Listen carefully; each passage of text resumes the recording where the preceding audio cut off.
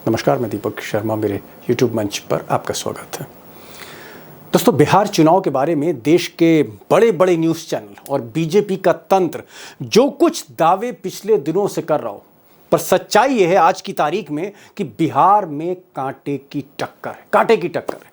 और ज़मीनी सच यह है कि बिहार में पहली बार दोनों रीजनल पार्टीज, दोनों क्षेत्रीय पार्टी यानी नीतीश कुमार की जेडीयू और तेजस्वी यादव की आरजेडी, दोनों ही पिछली बार से और बेहतर प्रदर्शन कर रही हैं। और दोस्तों, अगर पिछले 7-8 दिन की जितनी भी रैलीज बिहार में हो रही हैं उसका असेसमेंट करें, चाहे वो नरेंद्र मोदी की रैली हो, चाहे वो अमित शाह की रैली हो, नीतीश कुमार की रैली हो, या फिर विपक्ष की तरफ से महागठबंधन की रैली हो या प्रशांत किशोर की रैली हो, सबसे ज़्यादा रिस्पांस जो वोटर्स का रिस्पांस है, जनता का रिस्पांस है, वो तेजस्वी यादव राहुल गांधी की रैलीज में है। इस तरह का ग्राउंड असेसमेंट है। और एक बड़ी बात जो सामने उभर के आ रही है कि तेजस्वी के साथ जो युवा वोटर है जैसे टूट पड़ रहा हो, खासकर जो 18 बरस से लेकर 28-29 बरस का वोटर है, जेन जी आप उसे कह सकते हैं, जनरेशन जेड वोटर, इसका रिस्पांस सबसे ज़्यादा है। और इससे भी बड़ी बात यह है कि आरजेडी का जो मुस्लिम और यादव वोट बैंक है, जो बड़ा चंक है, पूरी तरह से इंटैक्ट है, एक मुश्त ट्रांसफ़र कर रहा है। और इसके साथ अगर ये 25% युवा वोटर जुड़ता है और इस मोमेंटम को अगर तेजस्वी यादव बरकरार रखते हैं आने वाले 10-12 दिन तक, तो बड़ी जिम्मेदारी से कहने जा रहा हूं कि तेजस्वी यादव फिर इस बार बाजी पलट सकते हैं, सत्ता परिवर्तन कर सकते हैं।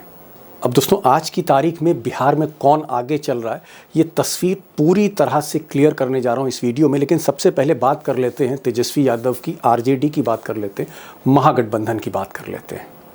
अब पिछली बार महागठबंधन में तेजस्वी सिंगल लार्जेस्ट पार्टी थे, बल्कि यूं कहें कि पूरे चुनाव में 2020 में तेजस्वी यादव की पार्टी आरजेडी सबसे बड़ी पार्टी थी, 75 सीटें उनको मिली थी। इस बार का जो ग्राउंड असेसमेंट है सीट वाइज, उससे ऐसा लगता है, आगे मैं और डिटेल में बताऊंगा, कि 70 से 80 सीटों पर तेजस्वी का रथ आगे चल रहा है। 80 के फिगर तक वो पहुंच सकते हैं। हो सकता है कि आज से 6-7 दिन बाद ये मोमेंटम और बढ़े, ये सीटें आगे भी हो सकती हैं, पीछे भी जा सकती। आज की तारीख में 80 सीटों तक तेजस्वी पहुंच सकते हैं। लेकिन यहाँ पर जो बड़ी बात है कि 80 सीट जीत कर भी तेजस्वी सरकार नहीं बना सकते अपने दम पे। उन्हें कम से कम 42 सीट और चाहिए होंगी, क्योंकि जो बहुमत का आंकड़ा है बिहार की विधानसभा में, 243 की विधानसभा में जो बहुमत का आंकड़ा है वो 122 है। उस फिगर तक पहुँचने के लिए, अपनी सरकार बनाने के लिए 42 सीटें और चाहिए। अब सवाल यह है कि तेजस्वी के जो बाकी साथी हैं, जिसमें सबसे बड़ी पार्टनर कांग्रेस है, उसके बाद लेफ्ट है, उसके बाद मुकेश सहनी साहब हैं, फिर एक गुप्ता जी हैं, क्या ये जो साथी हैं 42 सीटें जीतकर क्या ये तेजस्वी की झोली में डाल सकते हैं? क्योंकि जब तक ये सीटें झोली में आती नहीं, सर पर ताज पहनना मुश्किल होगा, नामुमकिन होगा तेजस्वी के लिए। अब यहाँ एक बात मैं और ऐड करना चाहूँगा कि तेजस्वी की ताजपोशी जो है तभी मुमकिन है जब कांग्रेस बेहतर रोल अदा करे, बेहतर परफॉर्मेंस दे। और इसलिए कांग्रेस को, राहुल को, प्रियंका को, पूरी कांग्रेस को हर सीट पर जी तोड़ मेहनत करनी होगी। पिछली बार 2020 के चुनाव में कांग्रेस को सिर्फ 19 सीटें मिली थी।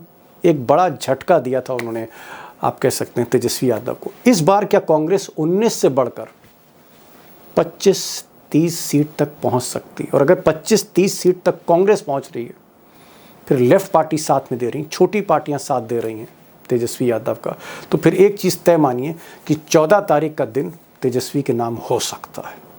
लेकिन सफ़र इतना आसान भी नहीं है, क्योंकि बीच में अमित शाह हैं, मोदी हैं, उनका सिस्टम है, चुनाव आयोग है, पैसा है, और भी बहुत कुछ है।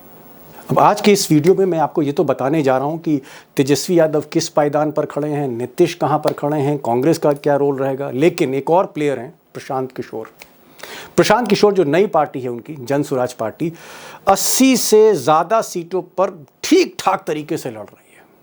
कुछ सीटें मिल भी सकती, वो भी मैं आपको बताऊंगा कितनी सीटें प्रशांत किशोर को मिल सकती हैं और कितना वोट परसेंटेज उनका हो सकता है इस बार। और प्रशांत किशोर अगर मजबूती से लड़ते हैं तो ज़्यादा नुकसान किसका कर रहे हैं? तेजस्वी यादव का, जनता दल यूनाइटेड का या बीजेपी, ये सब भी मैं बताने जा रहा हूँ। अब दोस्तों आज मैं कम ही बोलूँगा क्योंकि मैं चाहता हूँ कि जो एक्सपर्ट्स हैं, जो सीट वाइज एनालिसिस कर रहे हैं, उनको आप ज़्यादा सुने। पटना से हमारे साथ सीधे लाइव हो रहे हैं किंग भिलारी, कन्हैया भिलारी, 45 साल का एक्सपीरियंस है और बिहार के कई बार दौरे कर चुके हैं। सीट वाइज डेटा उनके पास है क्योंकि मामला इलेक्शन का है, डेटा का है, तो डेटा किंग भी हैं। जी हाँ, युवा जर्नलिस्ट हमारे साथ अभिषेक हैं। और इलेक्शन कमीशन के बिना कैसे हम चुनाव की चर्चा कर सकते हैं, और आज के दौर में तो इलेक्शन कमीशन को समझना बहुत ही ज़रूरी। इलेक्शन कमीशन के एक्सपर्ट उमाकांत जी होंगे। सीधे चलते हैं लाइव कन्हैया भिलारी के पास। सबसे पहले भिलारी साहब, क्या आपको लग रहा है, स्ट्रेट क्वेश्चन, क्या कांग्रेस इस तरह की सीटें ला रही है कि तेजस्वी को शपथ लेना आसान हो जाए? क्या पिछली बार की तरह कांग्रेस मायूस तो नहीं करेगी? क्या कांग्रेस 25 सीटों के ऊपर निकल रही है? मैं आज गया था, राघोपुर देखा, महुआ देखा, महानार देखा, राजा पाकड़ देखा। मुझे लगता है कि इस बार कांग्रेस जो है 30 के आसपास रहेगी। क्या 29 जो उनका है, 30 भिलारी साहब, कभी कभी 30 लगता है, 30 सीट। कभी कभी लगता है आप ओवर प्रोजेक्ट कर देते हैं, मुझे ऐसा लगता है, बुरा मत मानिएगा। नहीं 30 नहीं सीट बता रहे हैं आप? मुझे, हाँ हाँ 30 सीट मैं बता रहा हूँ भाई। 30 सीट के आसपास वो आ रही है कांग्रेस इस बार। बड़ा इससे कम स्टेटमेंट नहीं भिलारी आना साहब। चाहिए। हाँ हाँ हाँ, मैं हमेशा बड़ा ही अरे स्टेटमेंट देता हूँ, अमित बड़ा शाह चीज एक जगह सोचता कह हूँ। रहे थे कि साहब डबल डिजिट में नहीं आ रही, अमित शाह बोल रहे हैं। डबल डिजिट में तो उनकी पार्टी लोजपा नहीं आ रही है। जो चिराग हनुमान पासवान नहीं आ है रहे? उनको नहीं आ रहे हैं डबल डिजिट में, आप लिख लीजिए, वो डबल डिजिट में नहीं आएंगे। अरे तो कांग्रेस डबल महाराष्ट्र, डिजिट का 30 के आसपास आ रही है, हर जगह फाइट में है। मतलब हर जगह फाइट जहां है, महागठबंधन जहां भी लड़ रही है, इस बार बड़ा मन से चुनाव लड़ी है। ऑफ कोर्स 12 जगहों पर इनका कह लें फ्रेंडली फाइट तो कुछ होता नहीं है, लेकिन फाइट है। कांग्रेस इज डूइंग वेल, बहुत अच्छी तरह लड़ाई कांग्रेस हो रही है। कांग्रेस इज डूइंग वेल, पिछली बार से बेहतर प्रदर्शन, बहुत बेहतर प्रदर्शन करी। मिस्टर भिलारी कह रहे हैं, ये कह रहे हैं 30 के आसपास कांग्रेस जाके रुकेगी। 30 सीटें कांग्रेस को मिल रही, पिछली बार 19 मिली थी। आप कह सकते हैं जबरदस्त प्रदर्शन है, 50% मोर, इस तरह का प्रदर्शन है। बिलारी साहब, चलिए आपकी बात मैं मानता हूं, 45 साल का तजुर्बा है, इलेक्शन देख रहे, एक एक सीट से आप वाकिफ है और तजुर्बे को मैंने हमेशा सलाम किया है। लेकिन 14 तारीख को मैं पूछूंगा जरूर आपसे, आप तो रहेंगे हमारे साथ। मुझे एक चीज और बता दीजिए, ये जो लेफ्ट पार्टीज हैं, ये जो लेफ्ट का कुनबा है, परिवार है, ये कितनी सीटें जीत कर तेजस्वी को दे रहा है? अभी हम सीपीआई और सीपीएम की बात मैं नहीं कर रहा हूँ, क्योंकि उस पर मैंने काम नहीं किया है। फिर भी मैं एक माले अंदाज पर आप, काम किया, मैं नहीं माले आपने, पर काम किया हूँ। माले का मैं बता सकता हूँ कि 18 पर माले बहुत ही अच्छी लड़ाई लड़ रही है, और पिछली बार 12 जीती थी। सरप्राइज नहीं होगा कि इस बार वो 15 तक पहुंच जाए। एक मिनट जरा अभिषेक, डेटा जर्नलिस्ट, आप मुझे ये बताइए कि इस वक्त क्या पोजीशन है लेफ्ट की? पिछली बार क्या थी, इस बार क्या है? इस बार आपको क्या लग रहा है? ये 18 बता रहे हैं माले को। दीपक जी, मैं लेफ्ट और कांग्रेस दोनों का आपको संक्षेप में बता देता हूं कि क्या स्थिति है। लेफ्ट और कांग्रेस की साझा ताकत पिछली विधानसभा में 35 सीटों की थी, 16 लेफ्ट थी और 19 कांग्रेस थी। इस बार सीपीआई माले जो पार्टी है, बिल्कुल सही कह रहे हैं भेलारी जी, मुझे तो लग रहा है 18 नहीं 19 वो मजबूती से लड़ रही है। सिर्फ एक सीट है सिकटा, जिसे वो हारती हुई दिखाई दे रही है, नहीं तो बाकी 19 सीटों पर मैं देख रहा हूं कि उसके आसपास फिलहाल तो कोई दिख नहीं रहा है। अब आगे कोई दिख जाए तो बात अलग है। सीपीआई सीपीएम के जो 4 सीटें थी, वो नंबर भी बढ़ने वाला है, वो 4 से आगे जाएंगी, ये तो तो तय टोटल आपको बात है। क्या लग रहा है ये टोटल आंकड़ा मुझे लेफ्ट जो वाला? दिखाई दे रहा है, ये 16 से बढ़कर 22 से 25 के बीच में जाकर रुकेगा। ठीक, और रही बात 25। कांग्रेस की, तो कांग्रेस पार्टी पर मैं भेलारी जी के उससे मैं सहमत नहीं हूं, भेलारी जी का जो आकलन है, 30 इसलिए है। जी 30 सीटें ये कह रहे हैं। लेकिन जमीनी हकीकत में बता दूं, कांग्रेस 12-13 से ऊपर इसलिए नहीं जा रही है कि कांग्रेस पार्टी में वही पुराना रवैया, जो चलिए, कैंडिडेट जीतने वाला है उसको संसाधन नहीं दिए जा रहे हैं, और जो ठीक, कैंडिडेट हारने वाला दिखाई दे रहा है उस पर संसाधन झोंके जा रहे हैं। ये कह रहे हैं कि लॉजिस्टिक्स की कमी है, संसाधन की कमी है, पैसे की कमी है, रोकड़े की कमी है, जिसका अंबार अमित शाह मोदी जी के पास। भाई लखेड़ा साहब, मैं सवाल तो भिलारी साहब से पूछ रहा था, बीच में एक कमेंट अभिषेक से लिया, लेकिन अभिषेक ने कंफ्यूज कर दिया, डाटा किंग ने। इसलिए मुझे आपके पास आना पड़ा आउट ऑफ द वे, फिर मैं बिलारी साहब के पास वापस जाऊंगा। भाई बिलारी साहब कह रहे हैं 30 और अभिषेक गिरा के 12-13 पे लिया है, तो आप भी बता दीजिए कि कांग्रेस को कितनी मिल रही है, 20-25 या बिलारी साहब जो 30 बोल रहे हैं। मैं ये मान के चल रहा हूँ, जो मेरी ग्राउंड रिपोर्ट्स है, मतलब वहां जो जी। रिपोर्ट ग्राउंड पर रिपोर्टर है, 25 के करीब कांग्रेस जरूर आएगी। 58 ओके 57 पे कांग्रेस लड़ रही है, 58 सीटों पर शायद, और वो 25 सीट के करीब जीत रही है, ऐसा मेरा फीडबैक है। ठीक है और जिन्होंने फीडबैक दिया है उन्होंने उसके ग्राउंड रिपोर्ट दिए हैं, कांग्रेस ठीक है। के जीतने के सपोर्ट में कुछ तर्क दिए हैं जी। जाहिर तौर पर आप हर सीट पर फोन करते हैं, ग्राउंड से डेटा लेते हैं, उसके बाद आप बताते हैं। मैं इज्जत करता हूं इसलिए आपकी काफी। बिलारी साहब, चलिए ठीक है, कांग्रेस का एक कंफ्यूजन दूर किया। आप दोनों लोग जो कह रहे हैं, अभिषेक का कुछ और पॉइंट है, आप कह रहे हैं कि लेफ्ट भी ठीक ठाक देगा। तो ये बताइए, जो मुकेश सहनी है और एक गुप्ता जी हैं, ये कुछ सीटें लाके खाते में डालेंगे तेजस्वी के? आईपी गुप्ता तो स्वयं जीत रहे हैं सहरसा से, उनके हारने का अच्छा। सवाल ही नहीं है। सहरसा ओके से वो खड़े हैं आईपी गुप्ता, वो तो माने 100% जीत रहे हैं। पूरा अच्छा। कॉन्सोलिडेशन है तेजस्वी महागठबंधन के वोट का उनके फेवर में। ओके और एनडीए का वोट तो मुन्ना काट रहे हैं, जो जनसुराज के ठीक है हैं, जो राजपूत समाज से हैं। ठीक है और एनडीए ने ब्राह्मण को दिया जो सीटिंग है, तो आईपी ठीक गुप्ता है। तो 3 सीट पर लड़ रहे हैं, तो एक सीट हाँ तो वो ही जीत ही रहे हैं। एकदम ठीक है। 100% मान के चलिए। तो मुकेश सहनी जो है उप मुख्यमंत्री जो प्रोजेक्ट किए गए, उनके बारे में बता दीजिए, वो कितनी सीट देंगे तेजस्वी को? मुझे लगता है, मेरे पास जो इंफॉर्मेशन है, कि मुकेश सहनी 6 सीट पर जीत रहे हैं। 6 सीट पे? मुकेश सहनी का जो, हाँ 6 सीट, हमारे पास जो इंफॉर्मेशन है कि 6 सीट पर मुकेश सहनी जीत रहे हैं। तो आप समझ लीजिए, मैंने जो आंकड़े दिए कि कांग्रेस का सहनी का जोड़ लीजिए, एक आईपी गुप्ता जो जोड़ लीजिए, और लेफ्ट का जोड़ लीजिए। मैं माले का केवल कर रहा हूँ। अब अभिषेक जी ने सीपीआई सीपीएम के बारे में, मैं माले के कि 18 सीट पर जबरदस्त खूब अच्छी तरह से लड़ रही है, और 15 से कम सीटें उनको नहीं आई। चलिए चलिए, मैं एक बहुत मॉडरेट फिगर रखता हूँ कि जितने भी तेजस्वी यादव के सारथी हैं, साथी हैं, मान लीजिए 50 सीटें ला के देते हैं, 122 पे मेजोरिटी है, तो क्या आपको लगता है कि 75 पार तेजस्वी जा रहे हैं, 75 सीटें ला रहे हैं, पिछले बार की परफॉर्मेंस रिपीट करेंगे, पिछली बार से बेहतर करेंगे, या पिछली बार से कमतर करेंगे तेजस्वी? नहीं, तेजस्वी यादव का जो, आज मैं घूमा, मैं देखा कि जो लोगों से मैंने बात किया, तो नीतीश कुमार के पक्ष में काफी लोग हैं, महिलाएं हैं। मैं महिलाओं से काफी मिला इस बार। नीतीश कुमार का एक मैंने मीटिंग भी कवर किया जमदाहा में, क्या जी साहब भीड़ थी, और महिलाओं की क्या भीड़ थी। महिलाओं से मैंने बात किया, और वो भीड़ जो है बताता है कि इस आदमी के खिलाफ एंटी इनकम्बेंसी नहीं है।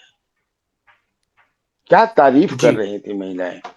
और एक पासवान का गांव मैंने देखा, राजा पाकड़ में, वहां लोग महिलाओं से बात किया। वो महिलाएं भी, हमने पूछा कि 10,000 रुपया मिल ऑल है, और अपने 10 रुपया 10,000 गिला, तो हाँ हाँ हाँ 10,000 खूब मिला, 10,000 रुपया। 3-4 महिलाओं से मिले मैंने। तो लेकिन राघोपुर में तेजस्वी यादव का वहां जलवा है, तो वहां उसके बाद में कोई नहीं।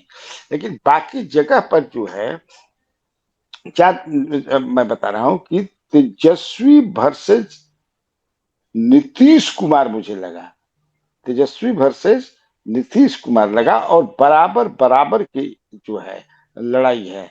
तो इसीलिए मुझे लगता है कि सिंगल लार्जेस्ट पार्टी जो, आइदर ये हो सकते हैं या जेडीयू हो सकती है, दोनों में चार। और भी जो हमारे पास इंफॉर्मेशन, या बक्सर उक्सर के तरफ गया, मैं जी, गुड़गांव घूमा, मतलब आप कह बक्सर रहे हैं घूमा, कि सिंगल लार्जेस्ट रामपुर देखा पार्टी, आ रहा। सबसे बड़ी पार्टी आप कह रहे हैं या तो नीतीश कुमार होंगे जिनकी जेडीयू है, या फिर तेजस्वी हो सकते हैं। लेकिन ये फिगर आप कहां हाँ, देखते हैं? 75 सीटें बेंचमार्क क्या है? 75 seat single largest party, 80 seat, 70 seat? मुझे लगता है कि 70 और 80 के बीच में तेजस्वी आकर रुकते हैं। ओके, यानी 70 और 80 के बीच पिछली में। बार जैसी परफॉर्मेंस है। हाँ, उस स्टाइल को ये टच कर रहे हैं। ओके, स्टाइल को ये टच कर रहे हैं। नहीं लेकिन बेलारी साहब, अगर 70-80 के बीच में तेजस्वी आ रहे हैं, उधर आप कह रहे हैं कांग्रेस अच्छा प्रदर्शन कर रही है 25 से 30, और जो लेफ्ट पार्टियां हैं, वामपंथी दल हैं, वो भी उनको एक अच्छा बुके दे रहे हैं अपनी तरफ से, और सहनी भी कुछ ना कुछ सीटें जीतेंगे, गुप्ता भी कुछ ना कुछ देगा, नल नील का कोई ना कोई सहयोग मिलेगा, तो इसका मतलब सरकार तो फिर तेजस्वी की बन रही है, अगर मैं आपकी बात पर यकीन करूं। बिल्कुल, अब तो हमको भी लग रहा है कि उसकी सरकार बन जाएगी। सरकार उसकी बन रही है। ये जो इस बार तेजस्वी कह रहे हैं, कोई जाति की बात नहीं, धर्म की बात नहीं, कास्ट की बात नहीं, सबको नौकरी देंगे, हर घर को नौकरी देंगे। वो ये नहीं कहते कि भूमिहार को नहीं देंगे, या पंडित को नहीं देंगे, या फलानुए को देंगे, या अति पिछड़ा को देंगे, कोई रिजर्वेशन की बात नहीं हो रही। ये जो चेंज है बिटवीन फादर एंड सन, क्या लग रहा है, ये फ्यूचरिस्टिक लीडर एक डेवलप हो रहा है। सबको नौकरी देंगे, जिसके घर में नौकरी नहीं है सरकारी, देखिए, वो आइडेंटिफाई नहीं कर रहे। अब आप ग्राउंड पर ये लोग, जैसे ये लोग उठाते हैं कि इन्होंने पोस्टर से लालू के पीछे हटा दिए, कोई पूछता भी नहीं है भाई। लालू जरूरत नहीं है, अब तेजस्वी की जरूरत है। आप बुनियादी फर्क देखिए क्या है, लालू उनके भी तेजस्वी में पोस्टर से बुनियादी फर्क क्या है? भाई, लालू ने बहुत गलतियां की, बेटा तो नहीं किया। ये क्या तर्क है भाई? ओके, ऐसा थोड़े है कि जो पिताजी की यहाँ, उसके लिए तेजस्वी यादव कई बार माफी मांग चुके हैं। उन्होंने कहा कि अगर मेरे पिता और माता के राज में गलतियां हुई होंगी तो कृपया मुझे क्षमा कर दें। इतनी बड़ी बात आप समझ रहे हैं ना। और ओके, वो जो नौजवान है, जो जेनजी है, वो तो मतलब इतना, हाँ, वो पता नहीं उन्होंने क्या किया, हम लोग नहीं जानते। हम लोग को रोजगार चाहिए, और ये कह रहे हैं कि हम रोजगार देंगे, तो हम विश्वास करेंगे कि रोजगार देंगे। जी। बिलारी साहब ने दो दो प्रमुख बातें कही। उन्होंने कहा कि एक तो उनको ऐसा लगता है कि 70 से 80 के बीच में तेजस्वी आएंगे। एक बात उन्होंने और कही कि पिता पुत्र में बुनियादी फर्क ये कि जो गलतियां लालू ने की, वो गलतियां तेजस्वी उनको करते हुए दिख नहीं रहे। तेजस्वी को फ्यूचरिस्टिक मानते हैं, और इसीलिए जो जेन जी है, 18 साल से लेकर 28 साल तक का वोटर है, जनरेशन जेड की बात मैं कर रहा हूं, जिन्होंने काठमांडू में सत्ता परिवर्तन कर दिया, वो जो एक पॉपुलेशन है युवा, वो पागल है। नीतीश के साथ महिलाएं हैं, और यूथ तेजस्वी के साथ, ये एक चेंज बता रहे हैं। भाई अभिषेक, आपको क्या लग रहा है कि क्या वाकई 18 साल से 28 साल, ये जो जेंजी है एनर्जेटिक, ये जो एनर्जेटिक फोर्स है, क्या ये तेजस्वी के पीछे खड़ी हो गई? क्योंकि सारा ये जो असेसमेंट है डेटा पर है, और आप तो डेटा किंग हो, आपको लगता है कि यूथ बहुत तेजी से बिहार के एक नेता के पीछे खड़ा हो रहा है? देखिए दीपक जी, जब हम यूथ की बात करते हैं तो हमें नौजवान लड़कियों की भी बातें करनी होगी कि वो क्या ओके, कर रही हैं, वो किधर जा रही हैं, क्योंकि उनका वोटिंग परसेंटेज पिछले कई चुनाव में ये देखा जाता है कि ज्यादा रहा है, और उनके वोटर कई सीटों पर डिसाइडर हो जाते हैं। ठीक है। तो हमें कहीं ना कहीं वो जेंडर बायस्ड होकर के हम इस चीजों को नहीं देख सकते। हाँ, तो पिछली मैं बार लड़कियां भी तेजस्वी, शामिल कर रहा हूं जेनजी में। हाँ जेएनजी में लड़कियां हैं, लेकिन तेजस्वी यादव की सभा में वो लड़कियां दिख नहीं रही है। ये बड़ी वो बात है। नीतीश की भिलारी सभा जी में ने भी दिख यही रही है। बात कही कि ठीक नीतीश है। कुमार की सभा में सिर्फ उम्रदराज महिलाएं ही नहीं दिख रही हैं जिन्हें 10,000 मिल रहा है, नौजवान लड़कियां भी दिख रही हैं। और आप देखिए 2006 में जब नीतीश कुमार ने साइकिल बांटना शुरू किया, तो पहले लॉट में जिन 2-3 सालों तक लड़कियों को साइकिल मिला, वो लड़कियां अब महिलाएं हैं।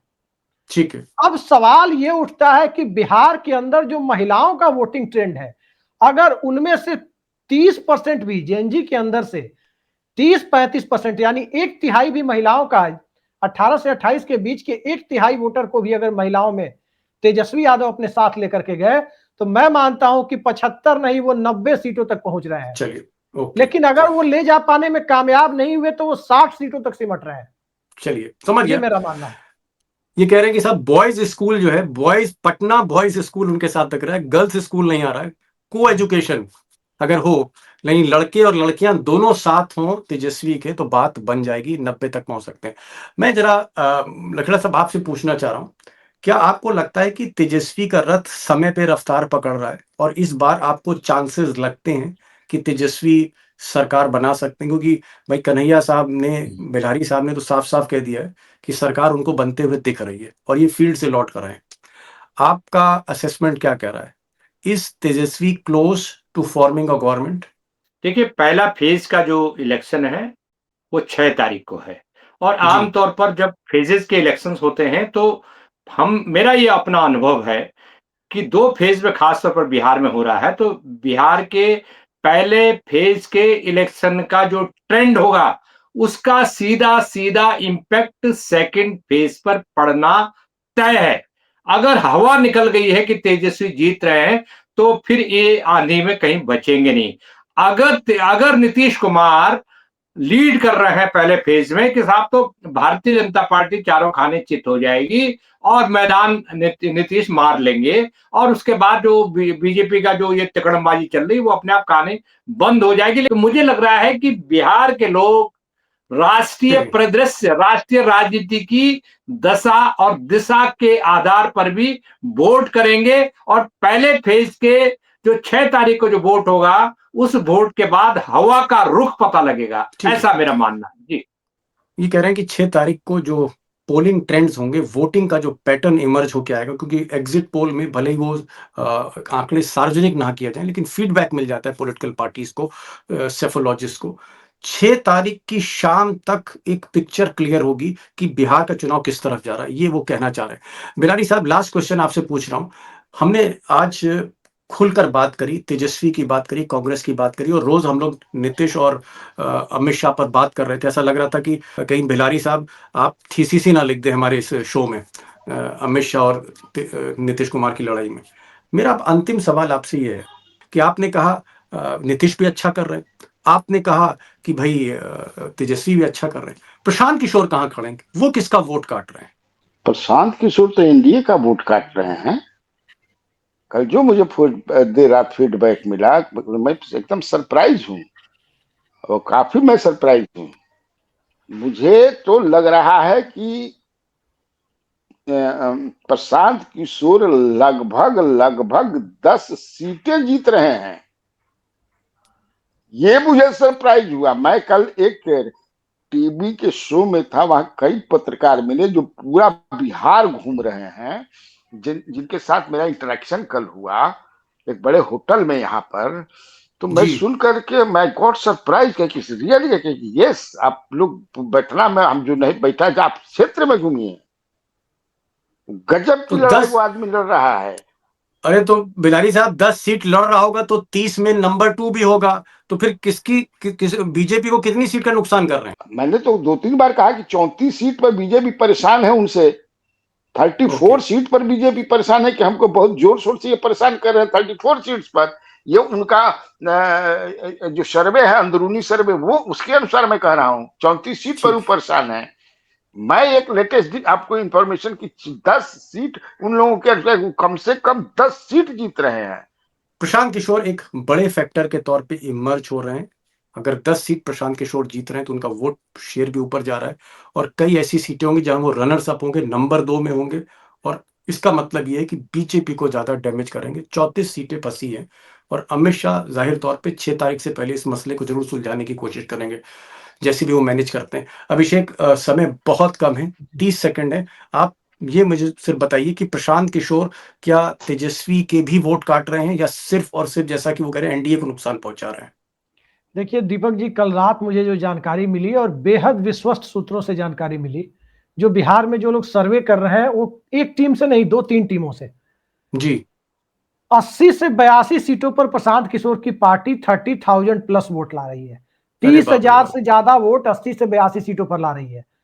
और वैसी सीटों में 62 से 64 सीटें भारतीय जनता पार्टी के खिलाफ है, 8 से 9 सीटें लोक जनशक्ति पार्टी के खिलाफ है। ओके, मतलब बीजेपी और बीजेपी के हनुमान के खिलाफ 72 से 75 सीटें हैं वैसी, चलिए। जहां एक वो 30,000 वोट के करीब ला रहे हैं या उससे ऊपर ला रहे हैं। तो आप अंदाजा लगा सकते हैं कि बिहार में प्रशांत किशोर कितना बड़ा डेंट डाल रहे हैं।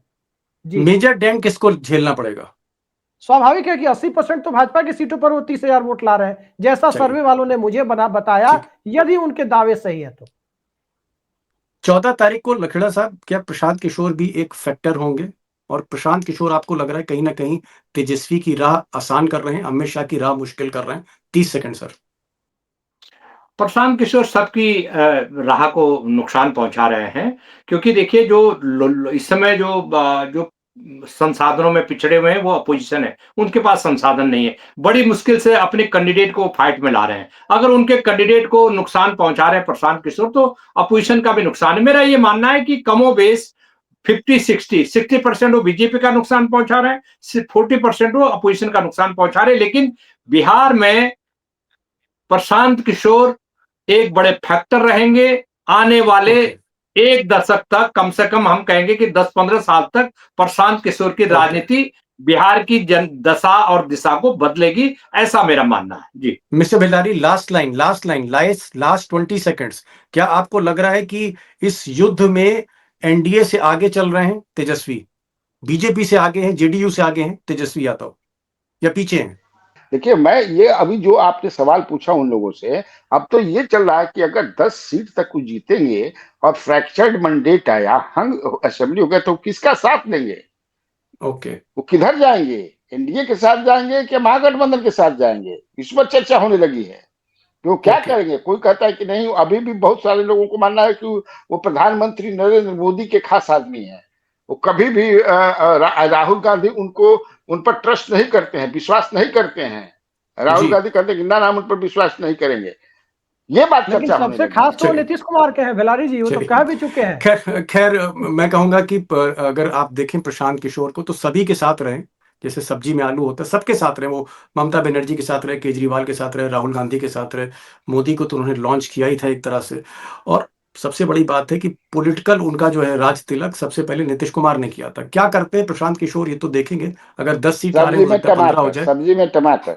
जी हाँ, सब्जी में टमाटर है, आलू के साथ टमाटर के लिए। और बिलारी साहब ने एक चीज कही कि तेजस्वी इस वक्त आगे हैं, वो आगे चल रहे हैं, और कहीं ना कहीं टफ फाइट है। जेडीयू और आरजेडी ये बड़ी पार्टी के तौर पे इमर्ज होती हुई दिख रही है। एक बिलारी साहब ने एक अच्छी बात कही, कांग्रेसियों को सुनकर अच्छा लगेगा। इनका कहना है कि कांग्रेस पिछली बार की तुलना में अच्छा प्रदर्शन करने जा रही है, 50% प्लस करने जा रही है। हालांकि अभिषेक नहीं मानते।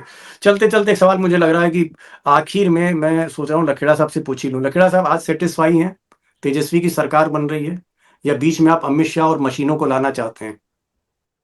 नहीं, मैं देखिए कोई प्रोडिक्शन नहीं इसलिए कर रहा हूं कि बड़ा खेल चलेगा, अभी 10-12 दिन है, और बहुत बड़ा खेल, बड़ी भारी तैयारी मेरे हिसाब से चल रही है।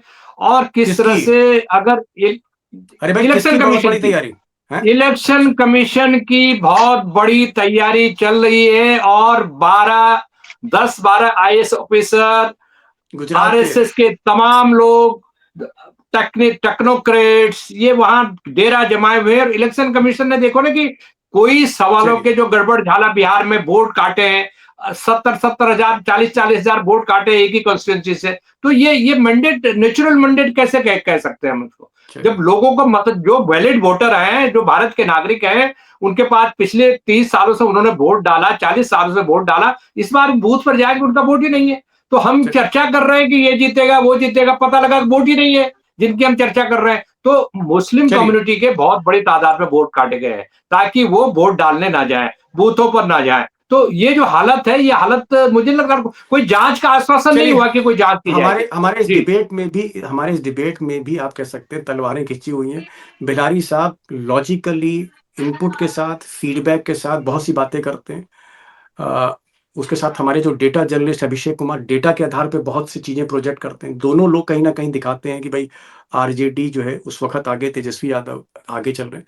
लेकिन आखिर में मशीनों का डर, चुनाव आयोग का डर, अमित शाह की रणनीति का डर दिखा के पानी डाल देते हैं एक तरह से लखेड़ा साहब, आप रोज मायूस कर देते हैं आप बिलारी साहब को। खैर एनीवेज, चुनाव अभी भी बहुत ओपन है। 14 तारीख को क्या होगा, जिस तरह की बहस करी, लगता तो ऐसा है, जमीन पर ऐसा ही लग रहा है कि तेजस्वी महागठबंधन को धीरे धीरे एडवांटेज मिल रहा है। फाइट टफ है, लेकिन मैं कहीं ना कहीं मुझे तरजीह जो है वो लखेड़ा साहब की बात पर भी देनी पड़ेगी कि भाई सिस्टम जो सारा है, जिसमें मशीनें भी हैं, चुनाव आयोग भी है, डबल इंजन की सरकार भी है, ऑब्जर्वर भी है, पुलिस भी है, ये सारा कुछ जो सिस्टम है ये शाह साहब के हाथ पे, ये वो कह रहे हैं। तो इसको भी कहीं ना कहीं आप जहन में रखिए।